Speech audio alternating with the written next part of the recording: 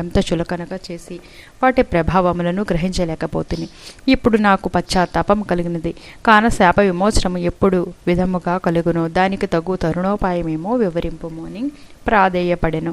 అంతటా తండ్రి బిడ్డ నా శాపమును అనుభవించుచు మూషికమువై పడి ఉండగా నీవెప్పుడు కార్తీక మహత్యమును వినగలవో అప్పుడు నీకు పూర్వ దేహస్థితి కలిగి ముక్తి నొందుదువు అని కుమారుని ఊరడించెను. వెంటనే విశ్వశర్మ ఎలుక రూపము పొంది అడవికి పోయి ఒక చెట్టు తొర్రలో నివసించుచు ఫలములు తినుచు జీవించుచుండును. ఆ అడవి కావేరీ నది తీరమున సమీపమునుండుట చే స్నానార్థమై నదికి వెళ్ళువారు అక్కడనున్న ఆ పెద్ద వటవృక్షము నీడను కొంతసేపు విశ్రమించి లోకాభిరామాయణము చర్చించుకొనుచు నదికి వెళ్ళుచుండెడివారు. ఇట్లు కొంతకాలమైన తర్వాత కార్తీక మాసంలో ఒక రోజున మహర్షి అను ఒక విశ్వామిత్రుల వారు శిష్య సమేతముగా కావేరీ నదిలో స్నానార్థమై బయలుదేరినారు. అట్లు బయలుదేరి ప్రయాణపు బడలేక చేత మూషికమున్న ఆ వటవృక్షము కిందకు వచ్చి శిష్యులకు కార్తీక పురాణం వినిపించుచుండిరి.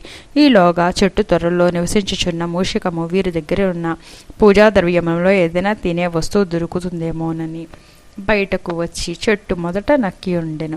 అంతలో ఒక కిరాతకుడు వీరి జాడ తెలుసుకొని వీరు బాటసారులై ఉందురు, వీరి వద్దనున్న ధనమును అపహరించవచ్చుననెను.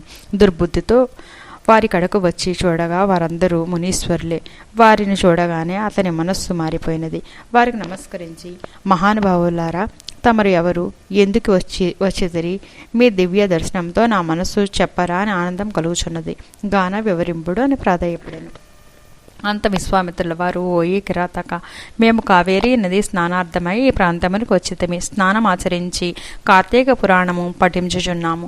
నీవు ఇచ్చట కూర్చుండి సావధానుడవై ఆలకింపము అని చెప్పిరి. అటుల కిరాతకుడు కార్తీక మహోత్సవమును శ్రద్ధగా ఆలకించుచుండగా తన వెనుకటి జన్మ వృత్తాంతమంతయు జ్ఞాపకమునకు వచ్చి పురాణ శ్రవణానంతరము వారికి ప్రణమిల్లి తన పల్లెకి పోయెను. అటులనే ఆహారమునికి చెట్టు మొదట దాగి ఉండి పురాణ పఠనమంతయు వినుచుండిన ఎలుక కూడా తన వెనుకటి బ్రాహ్మణ రూపమునుంది. మునివర్య, ధన్యోస్మి, తమ దయ వల్ల నేను కూడా ఈ మూషిక రూపము నుండి విముక్తుడినైతిని అని వృత్తాంతము చెప్పి విడిలిపోయాను.